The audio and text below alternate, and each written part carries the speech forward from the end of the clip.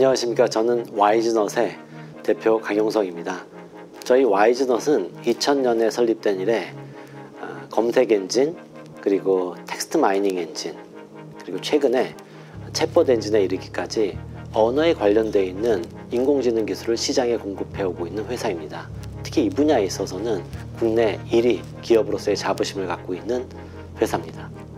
언어에 관련된 기술은 사실은 두 가지가 섞여 있다고 말씀드릴 수가 있습니다. 첫 번째는 소프트웨어의 공학적인 기술을 근간으로 합니다. 다 아시고 계시는 것처럼 머신러닝, 텍스트 마이닝 이런 기술들이 기술적으로 필요하고요. 또 그 속에서는 서비스가 되기 위해서는 인문학적인 이해 또는 노하우, 여러 가지 산업에 대한 이해, 이런 부분들에 대한 도메인 널리지가 필요한 영역입니다. 저희 와이즈넛은 3,000여 고객의 검색 엔진을 공급을 해왔고, 그리고 300여 고객의 챗봇 솔루션을 제공한 국내 최다 레퍼런스를 가지고 있는 언어 기반 기술에 있어서 압도적인 1위 기업입니다. 그러다 보니 저희는 기술적으로 또는 동시에 서비스적이고 도메인에 대한 지식과 노하우를 기반으로 해서 고객에 가장 맞는 서비스를 제공해 줄 수 있는 기술을 가지고 있습니다.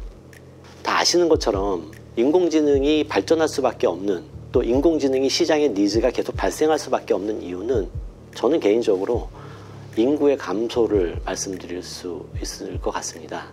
인구가 줄어들고 있는 현실을 바라보고 있을 때, 그럼에도 불구하고 대한민국의 어떤 국가적인 생산성을 유지하고 우리나라의 기술력을 유지하고 우리나라의 국방력을 유지하고 하는 모든 우리나라를 지탱할 수 있는 힘을 유지하는 데 있어서 사실은 인공지능은 굉장히 중요하다고 말씀드릴 수가 있습니다.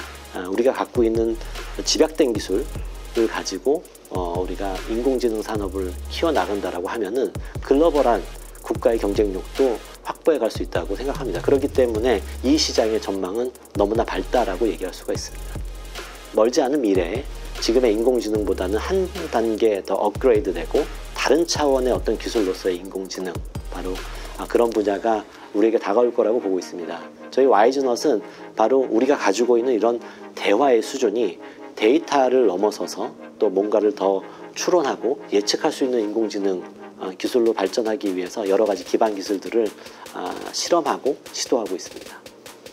인력에 대한 고민들, 또 회사를 확장시켜야 되는 고민들을 크게 갖고 있는데요. 그런 데 있어서 사실은 뭔가 마중물처럼 시도할 수 있는 계기들이 필요했는데, 이 AI 바우처 사업이 바로 그런 부분들을 저희 이제 소위 말하는 수요 기업이라고 하는 곳들의 그런 니즈에 좀 부합되지 않았나 생각합니다. 사업적으로도 크게 도움이 됐었고, 저희가 이것들을 확대해 나갔는데도 굉장히 좋은 레퍼런스로 작용을 했기 때문에 저희에게는 큰 도움이 됐다고 생각합니다. 인공지능이라고 하는 것을 이야기하면은 사실은 그 자비스를 떠올리는 경우가 많습니다. 자비스나 혹은 영화 속에 나오는 인공지능들을 떠올리는 경우가 많습니다. 근데 사실은 현재 인공지능은 제가 앞에서 말씀드렸지만 데이터를 기반으로 하고 있습니다. 초기에는 사실은 이게 어떤 것인가에 대해서 우리가 이야기하고 이런 게 어떤 효과가 있는지에 대해서 이야기하는 데 시간을 많이 보내게 됐는데요.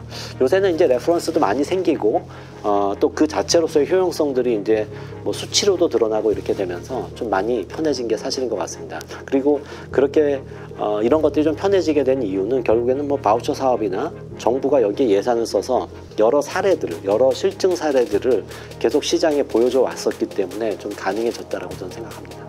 앞에서 말씀드린 것처럼 인공지능 사업은 결국에는 항상 그런 것 같아요. 새로운 기술이나 새로운 서비스가 나왔을 때 결국에는 그게 얼마나 효용성이 있는가는 실증을 통해서 보여줘야 된다고 저는 생각을 합니다.